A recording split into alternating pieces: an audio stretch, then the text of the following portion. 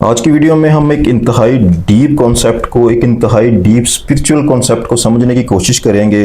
Concept क्या है कि रूहानी निकाह है क्या, और दूसरा ये चीज़ हम समझेंगे कि ये वाला कॉन्सेप्ट आया किधर से, किस अल्लाह के वली ने किस कुरान की आयत की तफसीर में इस कॉन्सेप्ट को बयान किया है। देखो, आज की वीडियो में की तरफ बढ़ने से पहले मैं कुछ आपको बता दूं कि इस वीडियो के पार्ट होंगे।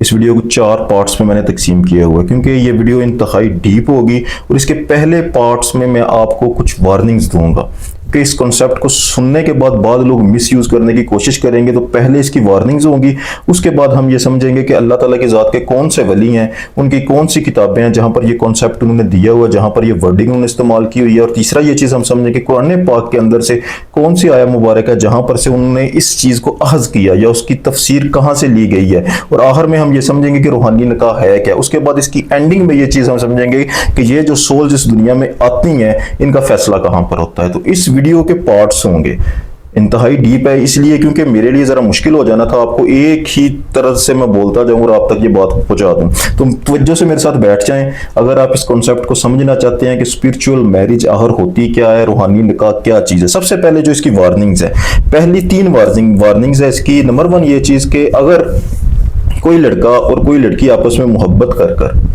एक दूसरे से टूट जाते हैं, धोखा देते हैं, पीछे हट जाते हैं, या ला हासिल मोहब्बत होती है और उस टूटने की वजह से वो टूट कर बेजार होकर वो अल्लाह ताला की ज़ात के साथ रजू कर लेते हैं, तो क्या ये कोई रूहानी मोहब्बत है या फिर ये कोई रूहानी निकाह है? तो नहीं, ऐसा बिल्कुल भी नहीं है। ये बिल्कुल गलत कॉन्सेप्ट है। इसके अंदर फिजिकल चीज़ों का आपस में मिलना और जुदा होना बिल्कुल भी नहीं है। ये टोटल एक सोल्स का और स्पिरिचुअल कॉन्सेप्ट होगा। तो किसी लड़की और लड़के की ये वाली जो कहानी होगी ना कि मैं जो इसके मजाजी में से मैंने इसके हकीकी को निकाल लिया, तो ये रूहानी स्पिरिचुअल निकाह वाला कॉन्सेप्ट नहीं है। ये पहली इसकी वार्निंग है। कभी भी आपने इसको इस चीज के अंदर लेके नहीं जाना, इसको आपस में मिक्स नहीं करना। नंबर 2 ये चीज कि यहाँ पर हमारे पाकिस्तान में इर्द गिर्द पीरा मुरीदी वाला कॉन्सेप्ट है। लोग, औरतें पीरों की मुरीद हैं, या कोई मर्द किसी औरत का बैत है, उसका मुरीद है, तो क्या उन दोनों के दरमियान ये जो रिश्ता होता है ये स्पिरिचुअल मैरिज है?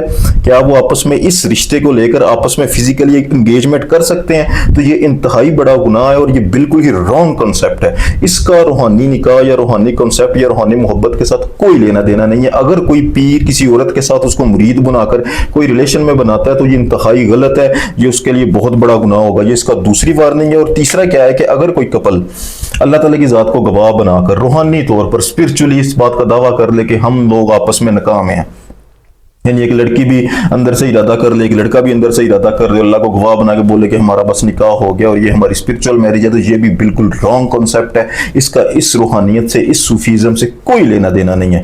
तो ये वीडियो का पहला पार्ट है। इसके बाद अब चलते हैं पार्ट 2 की जानिब कि ये कॉन्सेप्ट फिर कहाँ से आया। आप काफ़ी लोग ऐसे होंगे ना जिन्होंने ये पहले कभी सुना ही नहीं होगा, वो पूछना चाहेंगे कि ये भाई चीज़ आई किधर से, ये किसने इस बात की। तो सबसे पहले इस कॉन्सेप्ट को तफसीली तौर पर बयान किया हुआ है इब्नुल अरबी ने अपनी किताब अल फतूहत मक्किया जिल्द नंबर 3 और जिल्द नंबर 4 के अंदर। मैं यहाँ पर एक स्क्रीनशॉट लगा देता हूँ, आप इस स्क्रीनशॉट को मुलाहिजा कर लें। स्क्रीनशॉट के अंदर वर्ड निकाह भी आपको दिखने को मिल जाएगा, और नंबर 2 एक मिसाल भी आपको मिल जाएगी जिसमें वो बारिश और ज़मीन की मिसाल देते हैं कि जब बारिश ज़मीन पर बरसती है तो बारिश मुज़क्कर है और ज़मीन मोनस है, और मोनस यानी ज़मीन कबूल करना चाहती है।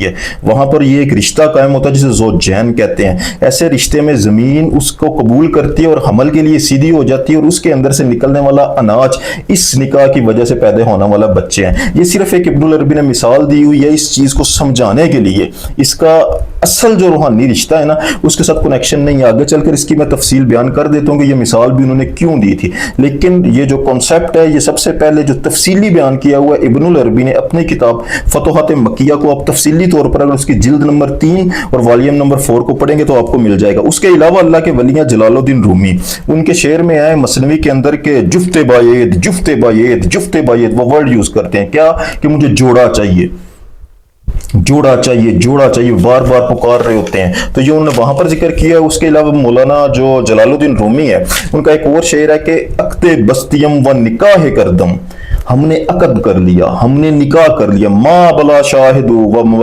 बला युदिम, बगैर गवाह के और बगैर मुल्ला के।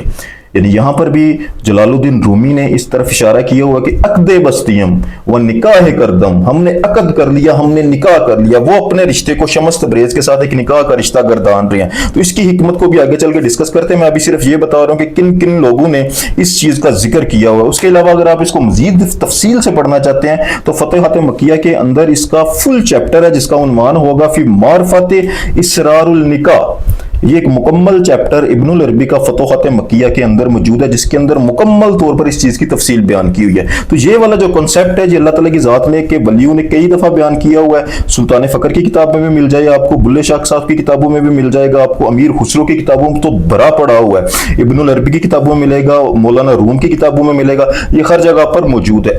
اب بات یہ ہے کہ یہ جو سارے کنسیپٹ اللہ کے ولیوں نے بیان کی ہوئی، یہ انہوں نے کہاں سے لیے، یعنی اللہ تعالیٰ کی ذات کے ولیوں نے یہ چیز کہاں سے حذف کی؟ تو قرآن پاک کے اندر ایک سورہ ہے وَمِن كُلِّ شَيْءٍ خَلَقْنَا زَوْجَيْنِ، یہاں پر ورڈ اللہ تعالیٰ کی ذات نے یوز کیا ہوا ہے زوجین، جو زوجہ سے حذف ہوتا ہے، زوجین، یعنی اللہ تعالیٰ کی ذات نے بولا ہوا کہ میں نے ہر شے کو زوجین کی صورت میں پیدا کیا ہوا ہے، ہر شے کو جوڑے کی صورت میں پیدا کیا ہوا ہے۔ آپ کو مولانا روم کا وہ شعر یاد ہے کہ جفت باید، جفت باید، مجھے جوڑا چاہیے، مجھے جوڑا چاہیے۔ تو یہ جوڑا ہوتا کیا ہے؟ تو بات کرنے کا مقصد ہے کہ یہ والا کنسیپٹ قرآن کی یہ جو آیت ہے اس کی تفسیر میں اللہ کے ولیوں نے اپنی کتابوں میں کئی جگہ پر بیان کیا ہوا ہے جہاں سے یہ کنسیپٹ نکلتا ہے۔ تو یہ ویڈیو کا دوسرا پارٹ مکمل ہو گیا، اب اس کے مین پارٹ پر آتے ہیں کہ روحانی نکاح ہوتا کیا ہے، واٹ از اسپرچول میرج، یہ کیا ہوتا ہے؟ دیکھو ابن العربی کے بقول ایک کو بیان کر لیتے ہیں نا، سب کو نہیں، ایک کو بیان کرتے ہیں، آخر میں اینڈنگ میں جا کے اس کو مزید میں تفصیل اس کی دے دوں گا کہ روحانی نکاح کیا ہے۔ روحانی نکاح سے مراد ہے حق اور خلق کا آپس میں جڑ جانا۔ حق کون ہے؟ آحد کی ذات، اللہ رب العزت کی ذات۔ اللہ تعالیٰ کی ذات نے جب کبھی بھی اپنا تعارف کروایا، آپ کبھی غور کرنا اس بات پر، جب بھی اللہ تعالیٰ کی ذات نے اپنی ذات کا تعارف کروایا تو اللہ تعالیٰ کی ذات نے میل کی صورت میں کروایا، اللہ تعالیٰ کی ذات نے مذکر کی صورت میں کروایا، مرد کی صورت میں کروایا۔ اللہ تعالیٰ کی ذات نے حق کا جب بھی تعارف کروایا اللہ تعالیٰ کی ذات نے مرد کی صورت میں کروایا۔ تو حق کیا ہے؟ اللہ تعالیٰ کی ذات، اور خلق کیا ہے؟ یہ ساری کی ساری کائنات۔ یعنی جیسے وہ بارش، اور جو پیچھے میں نے آپ کو بات کی نا کہ بارش اور زمین کی ابن العربی مثال دیتے ہیں، انہوں نے بارش کو حق کی جگہ رکھ کر مثال دی ہے کہ ایسا ہی تصور کر لیں کہ حق ہے بارش اور زمین جو ہے وہ مونس ہے، یعنی وہ قبول کرنے کی صلاحیت رکھتی ہے۔ حق جب اس پر برسے گا تو اس کے اندر یہ صلاحیت موجود ہوگی، وہ اس کو اپنی ذات کے اندر جگہ دے لے گی۔ جب وہ اپنی ذات کے اندر جگہ دے لے گی تو اس کے اندر سے معرفت نکلے گی، اور معرفت کی مثال انہوں نے یہ گندم چاول اور جو کچھ نکلتا ہے یہ ایک مثال دی تھی۔ مثال مطلب بات کرنے کا یہ ہے کہ اللہ تعالیٰ کی ذات جو ہے اس کی باران رحمت جب انسان کے قلب پر برسنا شروع ہو جائے اور اس کے قلب کے اندر اللہ تعالیٰ کی ذات کا جلوہ دکھے، حق اور خلق جو آپس میں مل جائے، یعنی انسان کا یہ جو وجود ہے نا، اس وجود کے اندر حق اور خلق کے ملاپ کو اسپرچول میرج کہتے ہیں۔ اس حق اور خلق کے ملنے کی وجہ سے جو پودا نکلتا ہے، جو معرفت نکلتی ہے، یہ اللہ تعالیٰ کی ذات کی قدرت ہے۔ ان کے ملاپ کے بغیر، جوڑے کے بغیر، زوجین کے بغیر، یعنی اس ملاپ کے بغیر انسان کبھی کامل نہیں ہو سکتا۔ تو حق اور خلق کے مل جانے کو جو ہے نا وہ کہتے ہیں اسپرچول میرج۔ اب حق کیا ہے؟ حق دیکھو، حق کہاں پوشیدہ ہے؟ اللہ تعالیٰ کی ذات فرماتی ہے نا کہ انسان میرا سر ہے، میں انسان کا سر ہوں۔ انسان ہی اللہ تعالیٰ کی ذات کا راز ہے، یعنی حق کا راز انسان کے سینے میں محفوظ ہے، قلب کے اندر محفوظ ہے۔ تو کوئی بھی ایسی چوزن سول جو اس دنیا میں ایگزسٹ کرتی ہے اور وہ کامل ہو، جیسے شاہ شمس تبریز تھے، شاہ شمس تبریز کی ذات کے اندر اللہ تعالیٰ کی ذات نے اپنے اسم کا جلوہ دیا ہوا تھا، ان کا دل اتنا صاف ہو چکا تھا، اس کے اندر اللہ تعالیٰ کی ذات کے کسی بھی اسم کا جلوہ نظر آتا تھا، جو ایک حق تھا، انسان وہ کامل ہو چکے تھے، وہ ان کے لیے اسم اعظم بن چکا تھا۔ اب یہ والا جو فیضان ہے، اس کو قبول کرنے والی، جیسے زمین قبول کرنی ہے نا، قبول کرنے والی جو ذات تھی وہ مولانا جلال الدین رومی تھے۔ اس لیے شاہ شمس تبریز خود چل کر ان کے پاس چلے گئے، اور جیسے ہی مولانا جلال الدین رومی اور شاہ شمس تبریز آپس میں ملے، ایک چوزن سول دوسری چوزن کے ساتھ ملی تو ایک عطا کرنے والی ہوئی، حق ہوا، اور دوسری قبول کرنے والی ہوئی۔ یعنی جو اللہ تعالیٰ کی ذات نے ان کو اس کے وجود کو ایک زمین کی طرح بنایا ہوا تھا جہاں پر وہ برس سکتے تھے۔ اس لیے مولانا جو جلال الدین رومی انہوں نے لکھا نا کہ تو من شدم میں جان شدم، جفت باید جفت باید جفت باید، کہ مجھے جوڑا چاہیے، مجھے جوڑا چاہیے، مجھے ہر صورت میں جوڑا چاہیے۔ تو یہ ایک اسپرچول میرج ہوتی ہے۔ ان شارٹ کہ آپ کی ذات کے اندر سے ہی آپ کو اس کی ذات کا مل جانا۔ تو من شدم میں جان شدم، تو جان شدم میں من شدم. اس طریقے سے انسان کا فنا اور بقا کی منزل کو حاصل کر لینا، حق کو حاصل کر لینا اسپرچل میرج کہلاتا ہے. آج کے لیے اتنے، جزاک اللہ خیر الرازقین.